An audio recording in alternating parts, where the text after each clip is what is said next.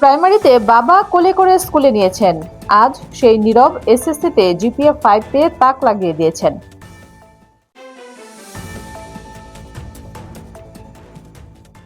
শুনছিলেন শিরোনাম, এবার বিস্তারিত।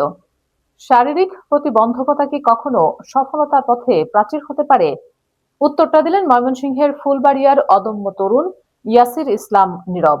জন্ম থেকে যার পৃথিবীটা একটু আলাদা, সেই নীরব শত প্রতিকূলতাকে পেছনে ফেলে সদ্য প্রকাশিত এসএসসি পরীক্ষায় অর্জন করেছেন সর্বোচ্চ সাফল্য, জিপিএ 5। এই অভাবনীয় সাফল্যে আজ আনন্দিত নীরবের পরিবার, বিদ্যালয় এবং পুরো উপজেলাবাসী। ময়মনসিংহের ফুলবাড়িয়া উপজেলার পলাশতলী আমিরাবাদ উচ্চ বিদ্যালয়ের বিজ্ঞান বিভাগের ছাত্র নীরব। বাবা সিরাজুল ইসলাম সামান্য কৃষক, মা গৃহিণী। প্রাইমারিতে পড়ার সময় বাবা কোলে করে স্কুলে নিয়ে যেতেন। মাধ্যমিকে কখনো বাবা, কখনো বা বন্ধুরা পৌঁছে দিয়েছেন ক্লাসরুমে। শারীরিক কষ্ট আর অভাবকে সঙ্গী করে চলছে তার এই অদম্য সংগ্রাম।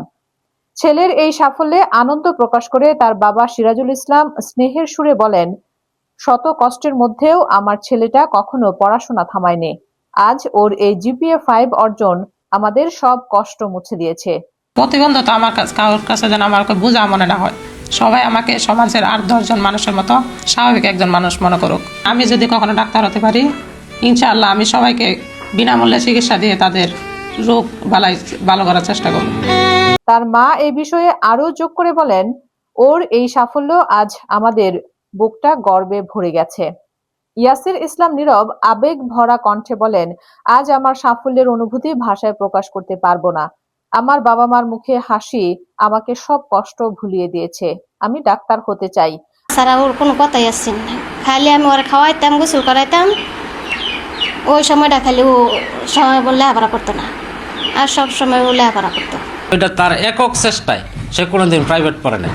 ক্লাস 10 পর্যন্ত পড়ছে, তো কোনোদিন প্রাইভেট লাগে নাই। তার মোটামুটি অন্তর থেকেই সে এককভাবেই পড়ছে।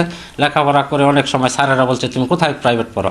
বললেন, না স্যার, এগুলো তো সহজ সাবজেক্ট, রসায়ন, পদার্থ, জীববিজ্ঞান, উচ্চতর গণিত, এগুলো বলে এগুলো তো একদম সহজ।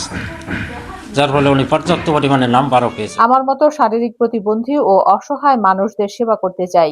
বিদ্যালয়ের প্রধান শিক্ষক AKM সাইফুল ইসলাম অত্যন্ত প্রশংসা সুরে জানান, নীরব কখনো নিজের সীমাবদ্ধতাকে অজুহাত বানায়নি। তার একাগ্রতা আর আত্মবিশ্বাসই তাকে চূড়ায় পৌঁছে দিয়েছে। তার ইচ্ছা শক্তি থাকে, বিদ্যালয় যে নিয়মিত আসে, স্যারদের কথাবার্তা শুনে মনোযোগ সহকারে শুনলে তাহলেই সম্ভব, প্রতিবন্ধী কোনো বাধা না।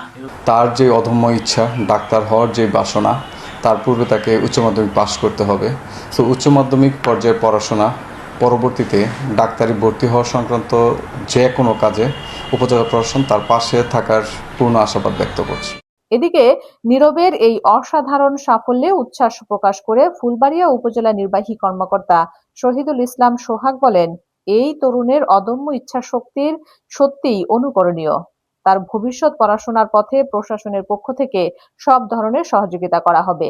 শারীরিক প্রতিবন্ধকতা নীরবের ইচ্ছাশক্তিকে এক চুলও দমাতে পারেনি। অদম্য মেধা আর সবার সহযোগিতায় ইয়াসির ইসলাম নীরব একদিন তার ডাক্তার হওয়ার স্বপ্ন সত্যি করবে, এমনটাই প্রত্যাশা সবার।